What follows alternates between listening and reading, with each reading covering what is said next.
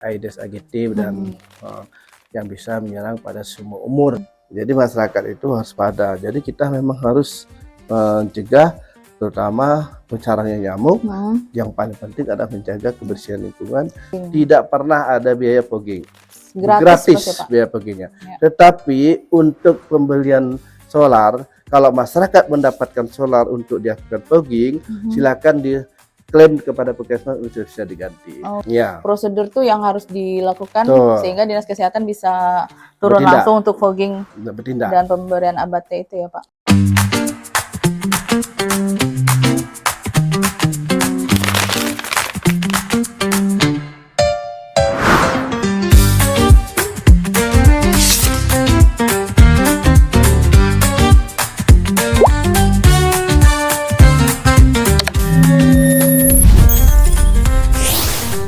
Assalamualaikum warahmatullahi wabarakatuh. Halo sahabat Insight, ketemu kembali bersama saya Dina Prihatini Wardoyo, masih di Kabupaten Sanggau. Kali ini tim Insight berkesempatan untuk membicarakan atau tema kita kali ini adalah terkait dengan cikunya yang ada di Kabupaten Sanggau, dan sudah bersama saya PLT Kepala Dinas Kabupaten Sanggau, Bapak Najuri Esos MPH. Bapak, Assalamualaikum. Sehat Pak? Alhamdulillah. Pak, kali ini kita akan membahas cikungunya, penyakit yang sedang terjadi atau seperti apa Pak di kondisinya di Kabupaten Sanggau ini? Penyakit cikungunya saat ini sedang menjadi salah satu tren baru ya. Artinya penyakit yang menyerang kepada manusia, terutama pada lansia dan anak-anak. Karena penyakit ini merupakan salah satu penyakit menular yang disebabkan oleh virus, yaitu penyakit nyamuk Aedes aegypti dan yang bisa menyerang pada semua umur sebenarnya. Tapi yang paling penting sebenarnya adalah yang paling rentan sebenarnya pada usia lanjut atau lansia dan anak-anak. Karena apa? Karena pada usia lanjut ini banyak terhadap mendapat penyakit-penyakit yang sudah tertular ataupun yang sudah didapat, seperti penyakit rematik, penyakit dan penyakit ini merupakan salah satu pada menyerang pada sendi. Sendi, ya terutama pada orang tua dan anak-anak ini kan. Jadi pada saat kita memang pada sendi dan bisa menyebabkan demam tinggi. Jadi kalau kadang-kadang nyelu-nyelu ini nyeri-nyeri di persendian-persendian pada kaki, pada tangan. Nah, sehingga pada saat ini memang terutama kalau pada lansia itu, ya maklumlah kalau pada lansia itu kan ada penyakit bawaan seperti penyakit lain, itu lebih mudah mendapatkan atau mendapatkan penyakit daripada penyebab daripada gigitan nyamuk ini. Ya, harapan kita ya pertama-tama lansia itu ya harus sering pengobatan ataupun istirahat, dan yang paling penting menghindari lingkungan kita, kebersihan kita. Itu mungkin itu. Ya, berarti penyakit ini rentannya terhadap lansia, terus lansia menyerang tulang seperti itu ya Pak? Iya, pada sendi-sendi. Iya. Nah, bagaimana Pak, yang tadi kan Bapak udah sebutkan kalau penyakit ini dari nyamuk. Nah, pengaruh dari lingkungannya seperti apa Pak? Sebenarnya pengaruh dari lingkungan itu adalah masalah daerah yang paling padat penduduk. Ya, yang lingkungan yang tidak tertata dengan baik ataupun kurang bersih. Pertama, di mana paling banyak bersarang nyamuk pada saluran-saluran limbah, ya, saluran limbah dan parit-parit ataupun sama yang rumah penduduknya padat. Karena ini disebabkan oleh virus, yaitu daripada nyamuk Aedes aegypti. Jadi masalah kebersihan lingkungan itu yang sangat penting, terutama daerah-daerah padat di wilayah Kapuas. Ya, jadi kita lihat sendirilah, karena memang masyarakat ini kan kebersihan lingkungan masih belum, terutama untuk kebersihan rumah tangga, kebersihan diri, dan termasuklah program PHBS yang rumah kita masih ini. Terutama kalau daerah rumah-rumah padat di kayak di Tanjung Sekayam ataupun di Tidur Kota itu kan saluran-saluran kita masih banyak yang kurang bersih, sehingga nyamuk itu bersarang. Nah, memang masyarakat harus, terutama bagaimana kita kan masyarakat selalu meminta fogging, minta disemprot, tapi kesadaran masyarakat untuk kebersihan lingkungan belum bisa. Karena kalau hanya untuk penyemprotan fogging paling lama 2 hari ataupun 3 hari sudah hilang sudah ya, Pak? hilang. Iya. Tapi kalau itu datang lagi. Tapi yang penting bagaimana penampungan tempat air kita bersih di rumah tangga itu diberikan ABT, ya artinya masyarakat itu bisa meminta ABT di puskesmas untuk supaya tidak bersarang atau nyamuknya. Terutama karena masyarakat mau waspada. Sekarang kadang-kadang juga mengatakan itu demam dengue, ternyata demam DBD. Nah, kalau DBD memang itu memang demam panas juga, nyeri terus sama dengan penyakit chikungunya. Cuman kalau penyakit chikungunya itu biasanya 3 sampai 7 hari itu demam. Tapi kalau untuk DBD memang dia harus adalah bagaimana eritrositnya tampak bahwa ada ruam-ruam kecil dan baru memang itu harus menjadi waspada, jangan sampai terjadi DBD. Jadi masyarakat itu harus waspada. Jadi kita memang harus mencegah, terutama pencarangnya nyamuk. Yang paling penting adalah menjaga kebersihan lingkungan, terutama kita di lingkungan masyarakat di sekitar daerah yang paling padat, itu yang paling penting. Oke. Baik Pak Kadis, kalau berbicara DBD yang tadi udah disebutkan itu memang masyarakat kan masih belum bisa membedakan antara DBD dengan chikungunya ini. Nah, udah tadi disebutkan oleh Pak Kadis. Nah, jika itu ditemukan kan apa yang harus dilakukan, langkah-langkah apa yang harus dilakukan jika masyarakat terkena mungkin mereka masih bisa, oh apakah ini DBD, apakah ini chikungunya, gimana tuh Pak? Jadi memang kalau untuk membedakan itu, memang kalau chikungunya itu kan biasanya pada lansia dan anak, terutama udah demamnya juga cukup tinggi ya. Sama dengan DBD juga tinggi. Cuman kalau DBD itu pada saat awal-awal ini, memang saat dia hari ketiga kalau tidak salah baru ketahuan bahwa leukositnya tinggi ataupun ada gejala demam berdarah. Jadi memang demam tinggi sama juga dengan sakit kepala atau sakit kepala, ruang kemerahan juga ada di daerah sekitar tangan, sama dengan DBD. Hampir sama hampir ya Pak? sama ya. Terus nanti yang paling sensitif, yang paling ciri khas, yang paling tinggi itu adalah nyeri tulang ataupun nyeri sendi-sendi pada kita sendiri, pada anak-anak ataupun pada lansia ataupun pada masyarakat umumnya yang jalannya lemas dan biasanya kelelahan ataupun merasa lelah dan sebagainya. Terus biasanya kalau untuk yang chikungunya itu biasanya matanya merah, mata merah. Artinya memang gejala-gejala itu memang mirip dengan DBD. Nah, yang paling penting hasil leukositnya, nanti hasil pemeriksaan laboratorium atau hasil pemeriksaan daripada laboratorium setempat itu yang akan menentukan bahwa itu apakah chikungunya ataupun DBD. Tentu penanganannya tetap berbeda. Kalau DBD harus cepat ditangani, ya nanti jangan sampai terjadi perdarahan atau apa menjadi lebih parah. Nah, makanya kita penting sekali kepada masyarakat, terutama apabila mendapatkan gejala sama chikungunya ataupun DBD, secepatnya langsung ke fasilitas pelayanan kesehatan terdekat, baik itu di klinik, kemudian di puskesmas ataupun di rumah sakit, terutama untuk memastikan apakah anak kita ini atau orang tua kita ataupun kita sendiri apakah mengidap penyakit chikungunya ataupun penyakit DBD. Yang paling penting adalah harus banyak minum air putih, ya terutama untuk orang dewasa dan anak-anak. Oke, kalau untuk perkembangan kasus chikungunya sendiri di Sanggau Pak, dari mungkin apakah tahun lalu atau tahun ini peningkatan atau menurun atau seperti apa Pak? Baik, untuk peningkatan kasus chikungunya itu memang banyak terjadi di daerah Kapuas ya, terutama untuk di daerah sekarang sudah 55 untuk di daerah Kapuas. Secara keseluruhan itu 85 kasus. 55 kasus ada di Kapuas. Yang tertinggi di Tanjung Sekayam. Kenapa? Karena memang kita lihat yaitu tadi lebih kasus banyak di Tanjung Sekayam karena daerahnya adalah daerah paling padat. Nah, daerah yang mungkin ya kita waspada tentang kebersihan lingkungan. Nah, itulah yang menjadi permasalahan bagi kita semua, supaya nanti chikungunya itu tidak berkembang dengan baik. Baik, berarti dari 85 kasus yang tadi di padat penduduk itu Pak, pemicunya selain apakah memang karena benar-benar lingkungan atau kebersihan atau seperti apa Pak? Ya, sebenarnya itu tadi saya bilang, yang paling utama itu memang kebersihan lingkungan. Ya perlu memang supaya nanti masyarakat menjaga kebersihan lingkungan, terutama untuk saluran-saluran air ini mereka ya.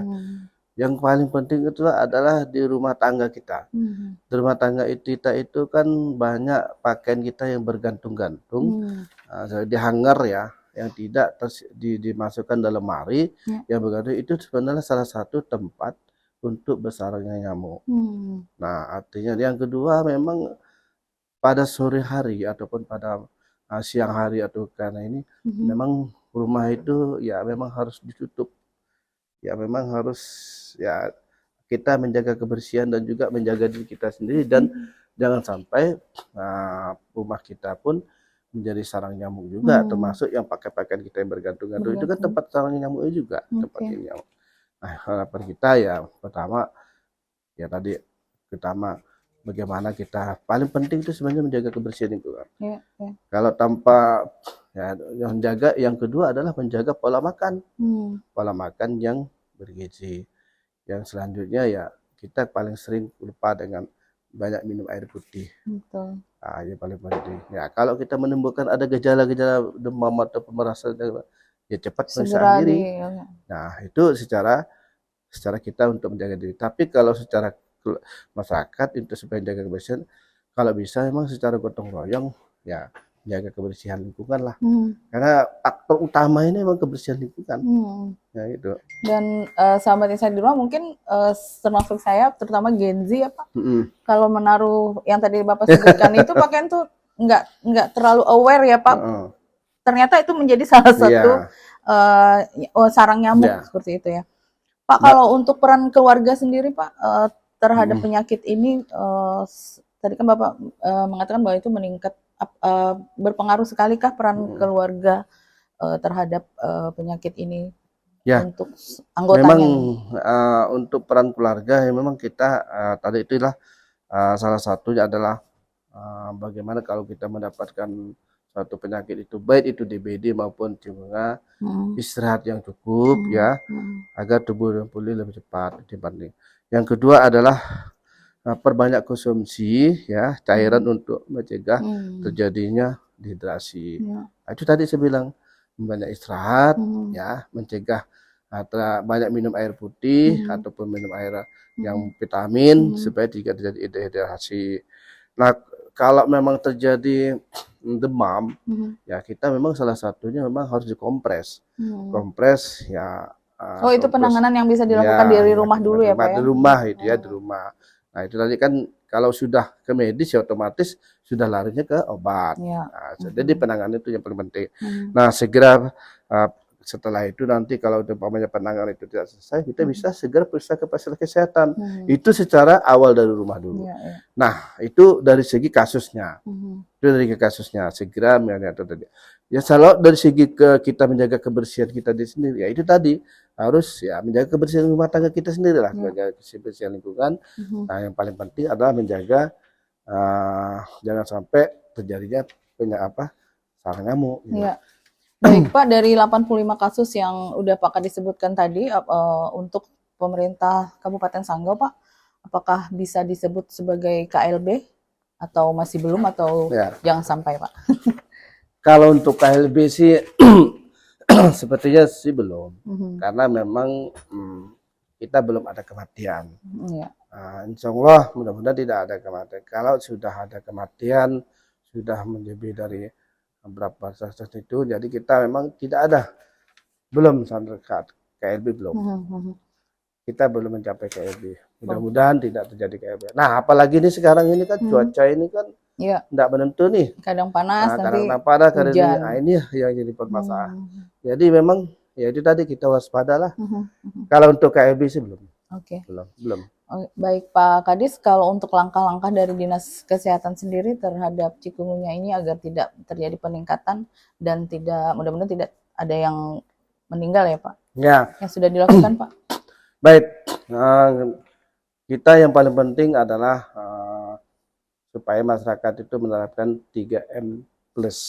3M plus? 3M plus yaitu yang pertama adalah menguras ya, menguras tempat penampungan air mandi ya, secara rutin. Iya. Yang kedua adalah menutup rapat-rapat tempat penampung air ya, itu yang paling penting. Dan yang ketiga adalah mendaur ulang ataupun mengubur kaleng-kaleng ataupun sampah-sampah yang di tempat persampahan ataupun dibakar ya, dibakar. Yang selanjutnya yaitu yang plus itu menghindari ya itu tadi gigitan nyamuk dengan cara bagaimana?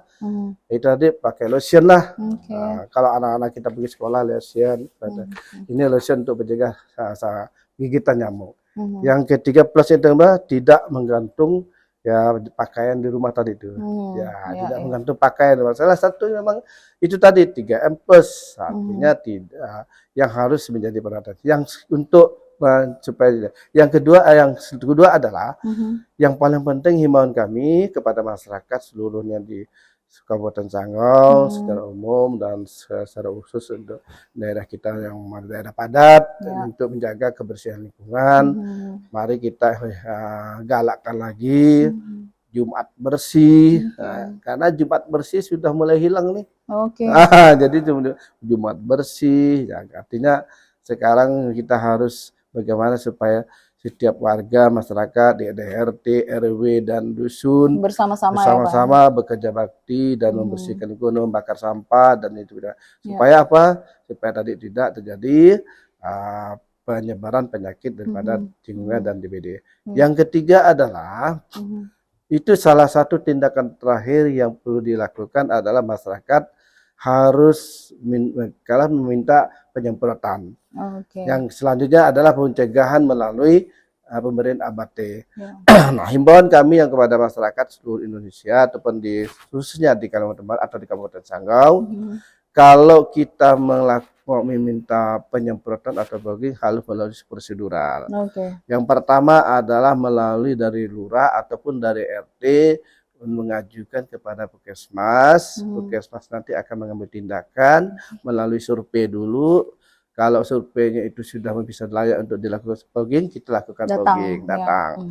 Cuman ada beberapa memang masyarakat ini langsung melalui Dinas Kesehatan ataupun melalui pihak ketiga untuk supaya dilakukan fogging. Bedanya prosedurnya begitu. Nah, karena sekarang mohon izin dan mohon maaf, kalau kita melakukan fogging ataupun melalui penyemprotan, kita memang ada kesusahan untuk mencari bahan bakar seperti solar ya, karena solar ini memang termasuk air langka. Nah, harapan kita kami tidak pernah memungut kepada masyarakat untuk biaya fogging. Tidak pernah ada biaya fogging. Gratis biaya foggingnya. Tetapi untuk pembelian solar, kalau masyarakat mendapatkan solar untuk dilakukan fogging, silakan diklaim kepada puskesmas untuk bisa diganti. Kita kerjasama, cuman kami tidak minta bayaran. Nah, yang paling penting kunci bagi saya adalah berlaku hidup bersih dan sehat dan hindari terjadi dan laksanakan 3M plus. Itu yang paling penting. Kebersihan lingkungan itu sangat penting. Mari kita sama-sama menjaga kebersihan lingkungan. Bersama-sama kita juga mencegah terhadap penyakit lingkungan maupun DBD. Baik, Pak Kadis, kalau melihat dari perkembangan kasus di Sanggau di dua tempat tadi yang lumayan tinggi dari 85 kasus itu, kalau dari Dinas Kesehatan sendiri terhadap kesadaran masyarakat akan kesehatan, akan lingkungan itu seperti apa, Pak? Ya, sebenarnya itu tadi paling penting masyarakat tadi itu menjaga kesehatannya. Kalau sudah merasa mendapatkan suatu gejala penyakit, harapan kami supaya cepat-cepat bergerak dan periksa kesehatan. Jangan sampai dibiarkan anak-anak kita ataupun orang tua kita tidak diperiksa. Itu paling penting. Yang tadi itu yang paling penting, kita himbauan kepada masyarakat menjaga perilaku hidup bersih dan sehat. Yang kedua selanjutnya adalah 3M plus tadi, menguras, menutup, dan mengubur, termasuk memberikan lotion atau hindari penyakit nyamuk untuk anak-anak, dan juga menghindari gantungan pakaian yang ada di rumah masing-masing, termasuk di rumah tangga. Yang selanjutnya adalah perlu makanan-makanan yang bergizi. dan meminum air terbanyak-banyaknya mencegah terjadi dehidrasi. Baik. Nah, dan kami Dinas Kesehatan siap di seluruh 19 puskesmas siap untuk melayani masyarakat karena kami ada salah satu pelayanan dasar. Nah, kami juga siap melakukan suatu teman-teman kita promkes promosi kesehatan di lapangan supaya nanti kita akan meminta kalau masyarakat meminta kita mengadakan penyuluhan kami siap. Masyarakat untuk melakukan suatu fogging kami juga siap, tapi melalui prosedur yang benar. Itu. Dan itu memang yang harus diperhatikan oleh masyarakat jika ada terkena cikungunya ini ya Pak. Prosedur tuh yang harus dilakukan sehingga Dinas Kesehatan bisa turun langsung untuk fogging dan pemberian ABT itu ya Pak. Baik. Pak Kadis, kita masuk di sesi akhir. Ada yang ingin disampaikan khususnya dari Dinas Kesehatan, kemudian terhadap cikungunya dan mungkin ada pesan untuk masyarakat Kabupaten Sanggau, Pak. Baik, untuk masyarakat Kabupaten Sanggau, kami berhimbau dan berharap mari kita mencegah terjadinya kasus DBD ataupun kasus cikungunya ini lebih meluas. Yang kami harapkan dan menghimbau kepada masyarakat sekalian yang paling penting yang pertama adalah menjaga kebersihan lingkungan, perilaku hidup bersih dan sehat. Perilaku hidup bersih dan sehat itu ada di rumah tangga, ada di sekolah, ada di tempat kerja maupun di tempat lainnya. Yang kedua adalah melakukan 3M+, ya, menguras, menutup dan mengubur sampah-sampah, dan termasuk yang plusnya adalah memberikan lotion kepada anak-anak kita yang sekolah. Ya, jadi memang salah satunya memberikan. Yang selanjutnya adalah membersihkan kebersihan lingkungan rumah tangga, termasuk jangan menggantung pakaian di rumah tangga. Yang selanjutnya adalah menjaga kebersihan lingkungan. Ya, terutama jangan terjadi saluran-saluran air yang ada di tempat kita adalah cepat dibersihkan dan melakukan secara gotong royong. Yang selanjutnya yang paling penting adalah menegakkan kebersihan Jumat bersih sebenarnya. Setiap warga masyarakat kita, mari bersama-sama kita menjaga kebersihan lingkungan melalui gerakan Jumat bersih yang dulu pernah diterangkan oleh pemerintah daerah, sehingga kita jangan sampai terjadinya menghindar dari penyakit. Karena salah satu penyakit ini yang paling sering diserang adalah penyakit pada orang tua atau lansia. Dan pada anak-anak, ya itu merupakan salah satu kita mencegah terjadinya wabah ataupun penyakit KLB. Untuk saat ini kita memang untuk di Kalimantan Barat, khususnya di Kabupaten Sanggau, kita belum melakukan suatu KLB atau KLB karena belum, mudah-mudahan tidak ada terjadi kasus yang meningkat. Mudah-mudahan juga tidak ada kematian. Jadi kita memang menghindari itu. Jadi harapan kami, mari kita bersama-sama untuk menjaga kebersihan lingkungan Kabupaten Sanggau supaya Sanggau lebih sehat, lebih bersih dan lebih nyaman, dan masyarakat itu pun lebih tentram. Mungkin itu yang bisa saya sampaikan. Terima kasih.